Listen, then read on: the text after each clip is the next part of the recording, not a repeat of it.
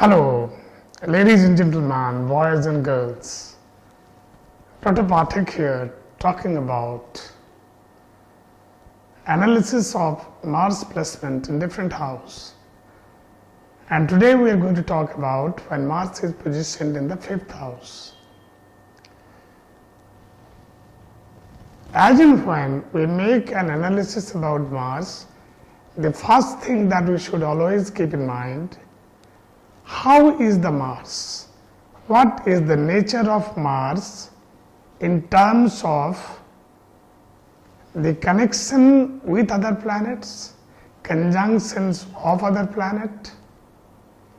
कहीं शनि और सूर्य की जुति तो नहीं है, कहीं शुक्र नवम भाव में बैठे हुए तो नहीं है, जिसके कारण मंगल बद होता है। अगर मान लीजिए कि तीसरे घर में चंद्रमा, अष्टम घर में अगर चंद्रमा बैठे हुए हैं तो हमें इतना सोचने की जरूरत भी नहीं है। मंगल पंचम भाव में अगर अच्छा है तो ये 5 गुना अच्छा फल देने के लायक है। मंगल खराब है तो ये 5 गुना खराब फल देने के लायक है। इनके पूर्वज जो है ये जड़ी बूटी दवाई इस तरह की काम करने वाले रहे होंगे। ऐसी व्यक्ति की धन की आवागमन कैसी होगी ये डिपेंड करेगा 11th हाउस में कौन सी प्लैनेट है। 11th हाउस में अगर इनके कोई अच्छे मित्र स्वभाव के प्लैनेट होंगे तो भरपूर धन मिलेंगे। तीसरे घर की प्लैनेट कोई शुभ प्लैनेट बैठा हुआ है तो उससे भी मंगल को बहुत अच्छा लाभ मिलेगा। तो ऐसी व्यक्ति जो है बहुत अच्छे रोजगार करते हैं, शांत स्वभाव के होते हैं अगर मंगल खराब ना हो तो। लेकिन ऐसी व्यक्ति को मेहनत बहुत करना पड़ता है, बहुत घूमना पड़ता है, अपनी जो स्थायी निवास स्थान है उनसे उनके दूर दूर जाके भी उनको काम करना पड़ता है।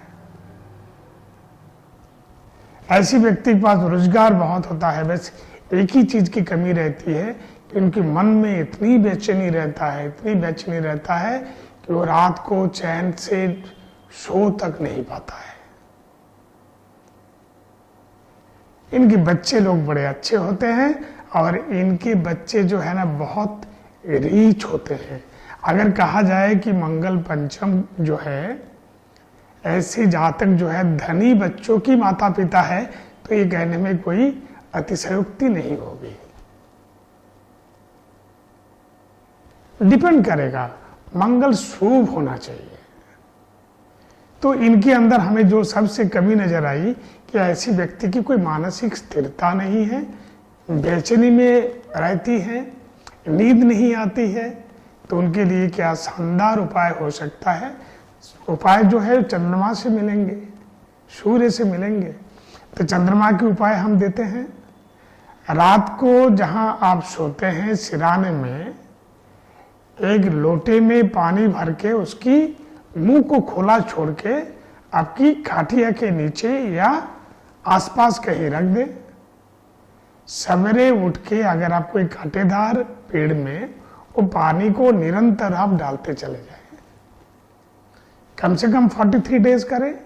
हम तो कहते हैं कि अगर आप रेगुलर अभ्यास बना लेंगे तो कोई बहुत बड़ी बात तो है नहीं, कोई बहुत ज्यादा खर्चा करने की कोई बात नहीं है।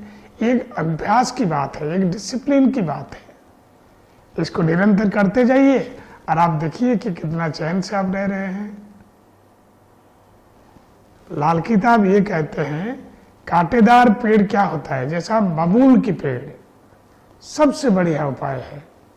ये सवेरे उठ के अगर आप किसी बबूल की पेड़ की वहां पर अगर आप डाल दें तो इससे बढ़िया कुछ भी नहीं होता है।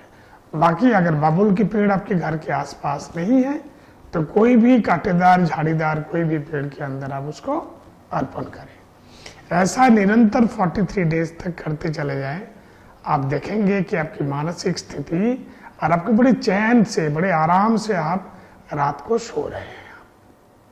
धन की कमी आपकी है नहीं। As a whole, you are living a very comfortable and very nice family life. Ladies and gentlemen, boys and girls, thank you for watching our program. But I'll be very interested about what kind of combination and what kind of effect it can give you and what is the best remedy. And these are the short and sweet videos and meant for you only. I remain here. Thank you for the encouragement. Thank you for the support. I remain here. Namaskar.